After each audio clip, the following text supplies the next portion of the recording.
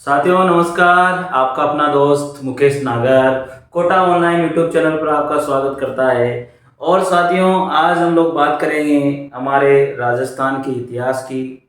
जो अगली सभ्यता हम लोग बात कर रहे थे राजस्थान की सभ्यता के अंदर बेराट की सभ्यता। साथियों हमने दो सभ्यताएं पहले पढ़ी थी, कालीबंगा आहड़ की सभ्यता, और आज हम लोग बात करने वाले हैं बेराट की सभ्यता। साथियों ये विश्वास मैं आपको दिलाता हूं कि अगर एक भी क्वेश्चन इन नोट से बाहर चला जाए ना, नाम चेंज कर देना साथियों मेरा।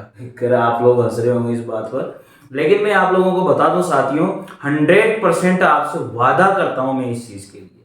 आप नोट्स तैयार कीजिए, पूरे नोट्स तैयार कीजिए। एक भी क्वेश्चन आप मिला लेना, जितने पेपर बाद में होने वाले, जितने पेपर पहले हो चुके हैं, एक भी क्वेश्चन बाहर नहीं जाएगा साथियों। इतने जबरदस्त नोट्स हैं, आप उतारिए। साथियों अगर चैनल पर आप लोग पहली बार आए हो तो प्लीज शेयर कीजिए और मुझे भी आपके परिवार का सदस्य बनाइए और आप भी मेरे परिवार का सदस्य बनिए। साथियों चलिए देखते हैं, नो बकवास, पढ़ते हैं। देखिए मत्स्य जनपद की जो राजधानी है वो विराटनगर, और विराटनगर को क्या कहा जाता है साथियों? बेराट कहा जाता है। बिल्कुल 100% बिल्कुल सही बात है कि जो मत्स्य जनपद की राजधानी थी उसको विराटनगर कहा गया, और विराटनगर को ही क्या कहा गया साथियों? बेराट कहा गया। 100% याद हो जाएगा, कोई दिक्कत वाली बात नहीं है। जो बेराट सभ्यता है वो किस डिस्ट्रिक्ट में मिली है? जयपुर डिस्ट्रिक्ट में मिली है। और किस नदी के किनारे मिली है? बाणगंगा नदी के किनारे। तो ये क्वेश्चन आप लोगों के 100% राइट होने चाहिए। विराटनगर को ही बेराट कहा जाता है। जो बेराट की सभ्यता है किस नदी के किनारे पर? बाणगंगा नदी के किनारे पर है। और किस डिस्ट्रिक्ट में है? जयपुर डिस्ट्रिक्ट के अंतर्गत ये आती है। तो याद हो जाएगा, कोई दिक्कत वाली बात इसमें नहीं है। अब यहां पर क्या है साथियों, ये याद रखने वाली चीजें, पाषाण काल से लेकर के मौर्य काल तक के अवशेष प्राप्त हुए हैं। तो ये बात आपको अच्छी तरह से गांठ बांध लेनी चाहिए, घुमा करके बांध लो गांठ अच्छी तरह से, कि 100% जो पाषाण काल से लेकर के मौर्य काल तक के जो अवशेष मिले हैं वो कहां से मिले हैं? बेराट की सभ्यता से मिले हैं। याद कर लेना, ये क्वेश्चन पूछा जाता है कि कहां से कहां तक के बेराट की सभ्यता में अवशेष मिले हैं? पाषाण काल से लेकर के मौर्य काल तक के अवशेष वहां पर मिले। साथ ये याद होना चाहिए आप लोगों को, अच्छे से याद होना चाहिए। आगे देखिए, सबसे पहले कैप्टन बर्ट के द्वारा, सबसे पहले कैप्टन बर्ट के द्वारा 1837 ईस्वी में अशोक के बाब्रू शिलालेख को खोजा था। कहां पर? बेराट की सभ्यता में खोजा था। जो बेराट में खुदाई करी थी ना, किसके द्वारा? यहां पर कैप्टन बर्ट ने वहां जाकर के देखा, वहां पर उसने खोजा। तो क्या खोजा? 1837 ईस्वी में अशोक का बाब्रू शिलालेख वहां पर खोजा गया। तो क्वेश्चन ये बनता है डायरेक्ट, बाब्रू शिलालेख कहां पर प्राप्त हुआ? कहां पर प्राप्त हुआ? बेराट में प्राप्त हुआ, विराटनगर में प्राप्त हुआ। किसने खोजा? कैप्टन बर्ट के द्वारा खोजा गया। कब खोजा गया? 1837 ईस्वी। कितने सारे क्वेश्चन यहां पर बन जाते हैं। तो इस तरह से आप लोगों को याद रखना है। साथियों आगे बात करते हैं। 1836-37 ईस्वी में दयाराम साहनी के द्वारा उत्खनन करवाया गया। जो बेराट की सभ्यता है उसका उत्खनन सबसे पहले किसके द्वारा करवाया गया? 1936-37 में किसके द्वारा करवाया गया? दयाराम साहनी के द्वारा। कहां पर? बेराट की सभ्यता में। आगे बात करते हैं 1962-63 में जो है नील रत्न बनर्जी के द्वारा और कैलाश नाथ दीक्षित ने फिर वापस से पुनः उत्खनन करवाया। तो कैसे क्वेश्चन बनेगा?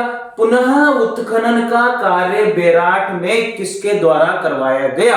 तो वहां पर दे देगा वो दयाराम साहनी, वहां पर दे देगा वो नील रत्न बनर्जी, कैलाशनाथ दीक्षित, या दोनों ही, या उपयुक्त सभी। इस तरह से ऑप्शन उसने बना दिए। आप कंफ्यूज हो गए और दयाराम साहनी लगा के आगे, और क्वेश्चन हमारा गलत। तो साथ में ये इस तरह से क्वेश्चन आप लोग याद रखो। कैसे? 1936-37 में सबसे पहले दयाराम साहनी ने बेराट में उत्खनन करवाया। फिर उसके बाद पुनः उत्खनन किसके द्वारा करवाया गया? पुनः उत्खनन जो करवाया साथियों वो नील रत्न बनर्जी और कैलाश नाथ दीक्षित के द्वारा करवाया गया। कब? 1962-63 के अंदर। याद हो जाएगा, इसमें कोई दिक्कत वाली बात नहीं होनी चाहिए। आगे बात करते हैं। बीजक की पहाड़ी, भीम की डूंगरी और महादेव की डूंगरी कहां पर है? बेराट सभ्यता, बेराट के अंदर जो जयपुर डिस्ट्रिक्ट में पड़ती है, बाणगंगा नदी के किनारे पड़ती है, वहां पर ये तीनों की तीनों पहाड़ियां, डूंगरियां वहां पर ही है साथियों। और ये क्वेश्चन अभी सेकंड ग्रेड में पिछली बार आया था। सेकंड ग्रेड में ये क्वेश्चन पूछा गया था, इनमें से बेराट में क्या नहीं है? और ये तीनों डूंगरियां वहां पर दे दी, तीनों पहाड़ियां वहां पर दे दी और एक नाम और दूसरा दे दिया। बताओ, मतलब कैसे भी क्वेश्चन पूछ लेते हैं यार, वो मतलब कोई यही नहीं है, कुछ भी पूछ लो, बस स्टूडेंट के प्राण खा लो तुम तो। आगे देखो, आगे बात करते हैं। आदि मानव के जो है शैल चित्र भी वहां पर मिले हैं। आदि मानव के द्वारा जो शैल चित्र, जो शिला पर जो चित्र बनाए गए हैं वो भी वहां पर प्राप्त हुए हैं साथियों। और इसलिए कहा जाता है कि ये आदि मानव की चित्रशाला रही होगी। क्या रही होगी? आदि मानव की चित्रशाला रही होगी साथियों। अलवर का सिंह द्वार भी बेराट सभ्यता को कहा जाता है। अलवर का प्रवेश द्वार भी बेराट सभ्यता को भी कहा जाता है। ये बात भी आप याद रखना। वैसे ऐसे क्वेश्चन आते नहीं है, सब बेकार क्वेश्चन है, ये जरूर क्वेश्चन आ जाता है। आदि मानव की चित्रशाला किस सभ्यता को कहा जाता है? बेराट की सभ्यता को कहा जाता है। तो ऐसे क्वेश्चन जरूर पूछे जा सकते हैं साथियों। आगे, चीनी यात्री हेनसांग, जो चीनी यात्री थे हेनसांग जी थे, क्वेश्चन पूछा जाता है कि बेराट में कौन आया? चीनी यात्री हेनसांग है। हर्षवर्धन के काल में ये आए थे, ये याद रखना है। हर्षवर्धन के काल में जो हेनसांग जी थे वो आए। आगे बात करते हैं। और इन्होंने 634 में ये यहां आते हैं और बौद्ध मठों की पुष्टि करते हैं। याद हो जाएगा, 634 ईस्वी में हर्षवर्धन के काल में हेनसांग जी आते हैं और बौद्ध मठों की पुष्टि करते हैं। याद हो जाएगा, कोई दिक्कत वाली बात इसमें नहीं होनी चाहिए। आगे बात करते हैं साथियों। इनकी जो पुस्तक रही है वो CU की, क्या पुस्तक रही? CU की इनकी पुस्तक रही। हेनसांग जी की पुस्तक CU की रही। 634 ईस्वी में बेराट में आए हर्षवर्धन के काल में। तो पहला चीनी यात्री हर्षवर्धन के काल में आया था हेनसांग। कहां आया था? बेराट में आया था 634 में। ये पूछा जाता है, ये भी पूछ लिया जाता है कभी कभी, याद रखना इस बात को, ठीक है? मजा आ रहा है? पढ़ते हैं आगे। देखो, पांडवों ने 1 वर्ष का जो अज्ञातवास है, पांडवों ने 1 वर्ष का अज्ञातवास भी कहां बिताया था? बेराट में। कहां? राजा विराट के यहां पर, इसलिए इसको विराट नगर के नाम से भी जाना जाता है। ये इसी कारण से विराट नगर के नाम से इसको जाना जाता है साथियों। तो मेरे हिसाब से कोई भी परेशानी आपको इसमें नहीं होगी, ठीक है? तो पांडवों के द्वारा 1 वर्ष का जो अज्ञातवास बिताया गया वो कहां? विराट नगर, राजा विराट के वहां पर, विराट नगर के अंदर, और बेराट जिसको हम आज कहते हैं। आगे बात करते हैं। बेराट में एक कपड़े की पोटली भी मिली है। क्या मिली है? एक कपड़े की पोटली भी मिली है जिसमें 36 चांदी की मुद्राएं मिली है। क्या मिली है? 36 चांदी की मुद्राएं मिली है। इसका मतलब चांदी से तो परिचित है ये। और 8 पंचमार्क सिक्के भी वहां पर प्राप्त हुए हैं। तो जल्दी जल्दी एक बार फिर रिवाइज कर लेते हैं साथियों।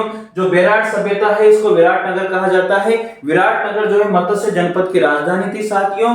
विराट नगर जो बेराट है वो जयपुर डिस्ट्रिक्ट में है और बाणगंगा नदी के किनारे ये रही है। यहाँ पर जो अवशेष मिले हैं वो पाषाण काल से लेकर के मौर्य काल तक के अवशेष यहाँ पर प्राप्त हुए हैं साथियों। सबसे पहले जो है कैप्टन बर्ट के द्वारा 1837 में अशोक के बाबरू शिलालेख को यहाँ पर खोजा गया था और ये वर्तमान में कोलकाता संग्रहालय के अंतर्गत ये रखा गया है। 1936-37 में दयाराम साहनी के द्वारा यहाँ पर उत्खनन कार्य करवाया गया था और उसके बाद में 62 और 63 में यहाँ पर नीलरत्न बनर्जी और कैलाशनाथ दीक्षित के द्वारा पुनः उत्खनन का कार्य करवाया गया था। यहाँ पर बीजक की पहाड़ी, भीम की डूंगरी और महादेव की पहाड़ी यहाँ पर है। ये क्वेश्चन बहुत बार पूछा जाता है साथियों। आगे बात करते हैं, यहाँ पर आदि मानव के द्वारा जो शैल चित्र बनाए गए थे, इस कारण से यहाँ पर आदि मानव की इसको चित्रशाला के नाम से भी जाना जाता है। किसको? बेराट की सभ्यता को। आगे बात करते हैं, चीनी यात्री हर्षवर्धन के काल में हेनसांग यहाँ पर 634 ईस्वी में यहाँ पर आया था और उसने यहाँ पर खोज करी और इसने पुस्तक लिखी, उसका नाम था सीयूकी। आगे बात करते हैं, यहाँ पर पांडवों के द्वारा 1 वर्ष का अज्ञातवास बिताया गया। विराट राजा के नाम जो वहां पर हुए थे, राजा विराट हुए थे और उन्हीं के नाम पर इसका नाम विराट नगर पड़ा था। वहां पर पांडवों ने 1 वर्ष का अज्ञातवास यहाँ पर रहे वो बिताया। बेराट में एक कपड़े की पोटली मिली जिसके अंतर्गत 36 मुद्राएं प्राप्त हुई हैं, जो चांदी की मुद्राएं जो मानी गई है कि चांदी की 36 मुद्राएं वहां पर प्राप्त होती है। कहां पर? बेराट में। और 8 पंचमार्क सिक्के भी वहां पर मिले हैं साथियों। तो मेरे हिसाब से साथियों आप लोगों को सारी बात समझ में आ गई होगी, तो आप इसका स्क्रीनशॉट ले लीजिए साथियों। आपने ले लिया होगा स्क्रीनशॉट मेरे हिसाब से। आगे देखते हैं, आगे देखिए साथियों, यहाँ पर बेराट की सभ्यता में 28 हिंद यवन शासकों की मुद्राएं प्राप्त हुई है। 28 जो हिंद यवन शासक हुए थे उनके 28 मुद्राएं भी यहाँ पर प्राप्त हुई है साथियों। आगे 16 मुद्राएं हिंद यवन शासकों की हुई है प्राप्त, जो मिनांडर की मानी जाती है। जो मिनांडर राजा हुआ था उनकी यहाँ पर मुद्राएं मानी जाती है। जो 16 मुद्राएं थी वो भी हिंद यवन शासक की मिनांडर हुए थे, उसकी 16 मुद्राएं यहाँ पर प्राप्त हुई है। लेकिन हिंद यवन शासकों की जो मुद्राएं मिली वो 28 मुद्राएं मिली है, लेकिन मिनांडर की मिली है 16 मुद्राएं। यह आपको ध्यान रखनी है। वैसे ऐसे क्वेश्चन आते नहीं है साथियों। और यहाँ पर जो लिपि प्राप्त हुई है वो संक लिपि प्राप्त हुई है साथियों। कौन सी लिपि प्राप्त हुई है? संक लिपि यहाँ पर प्राप्त हुई है, यह आपको याद रखना है। अगला प्रश्न क्या बनता है कि सवाई राम सिंह के समय यहाँ स्वर्ण मंजूषा मिली है। सवाई राम सिंह हुए थे, उनके समय यहाँ पर क्या मिली है? एक स्वर्ण मंजूषा यहाँ पर मिली है साथियों। संभवतः ये महात्मा बुद्ध की हस्तियों को अवशेष इसमें रहे होंगे, ऐसा माना जाता है कि महात्मा बुद्ध की जो हस्तियां थी उनके अवशेष यहाँ पर रहे होंगे, ऐसा यहाँ पर मानना है। किसका? हमारे जो वैज्ञानिक जिन्होंने यहाँ पर खोज करी है उनका मानना ये रहा है साथियों। आगे बात करते हैं, अकबर के द्वारा साथियों यहाँ पर एक टकसाल भी खोली गई। अकबर ने यहाँ पर एक टकसाल भी खोली थी साथियों, और अकबर तो महान वैसे भी हुआ ही है, तो कोई दिक्कत वाली बात इसमें नहीं है साथियों। आगे मृत भांडों में अलंकृत घड़े मिले हैं जिन पर स्वास्तिक का चित्र और त्रिरत्न चक्र वहां पर उन चित्रों का प्रयोग वहां पर किया गया है। मृत भांडों के ऊपर एक चित्र बनाए गए हैं, तो याद रहेगा अकबर ने यहाँ पर एक टकसाल खोली, ठीक है। और सवाई राम सिंह के समय एक स्वर्ण मंजूषा मिली जिसमें माना जाता है संभवतः कि महात्मा बुद्ध की अस्थियां इसमें रहे होंगे या महात्मा बुद्ध की अस्थियों के अवशेष इसमें होंगे, ऐसा मानना है। किसके समय मिली थी? सवाई राम सिंह जी के समय मिली थी। आगे ये हो गई बात सारी। आगे और बात करते हैं साथियों, 1872 में कार्लाइल के द्वारा 1872 में जो है कार्लाइल हुए थे, उनके द्वारा दूसरा शिलालेख खोजा गया। जो बाबरू का शिलालेख पहला था, यहां पर इनके द्वारा दूसरा शिलालेख खोजा गया। कहां पर? बेराट के अंतर्गत 1872 में खोजा था साथियों, याद हो जाएगा। और किसके द्वारा? कार्लाइल के द्वारा खोजा गया दूसरा शिलालेख। कहां पर? बेराट की सभ्यता में या बेराट में। डॉक्टर सत्य प्रकाश कहते हैं, ये कोटेशन अनेक बार क्वेश्चन पूछा गया है, अनेक बार पूछा है साथियों। कैसे क्वेश्चन पूछता है? जो कुछ मोहनजोदड़ो हड़प्पा को पाकिस्तान में देकर के खोया है उससे कहीं अधिक बेराट में मिला है। तो ये कोटेशन, ये डेफिनेशन, ये जो भी माने आप, ये हर बार पूछी जाती है, अनेक कंपटीशन में पूछी जाती है साथियों। ये किसके द्वारा बोली गई है? ये बात किसके द्वारा कही गई है? डॉक्टर सत्य प्रकाश जी के द्वारा ये बात कही गई। याद हो जाएगी कि जो कुछ मोहनजोदड़ो हड़प्पा को पाकिस्तान को देकर के खोया है उससे कहीं ज्यादा बेराट में हमें प्राप्त हुआ है। किसने कहा है? डॉक्टर सत्य प्रकाश जी ने ये बात कही है साथियों।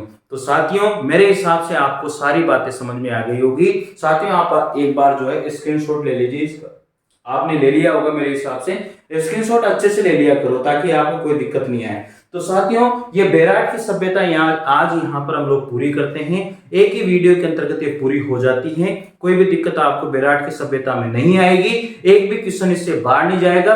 विश्वास मानिए और विश्वास के साथ पढ़िए। आपका अपना मित्र मुकेश नागर आप लोगों को यहाँ पर अच्छे से पढ़ा रहा है। आप बस अपने परिवार का सदस्य मुझे बनाइए और सब्सक्राइब कीजिए साथियों। तो साथियों मिलते हैं अगले वीडियो के साथ। जय हिंद, जय भारत, नमस्कार, थैंक यू।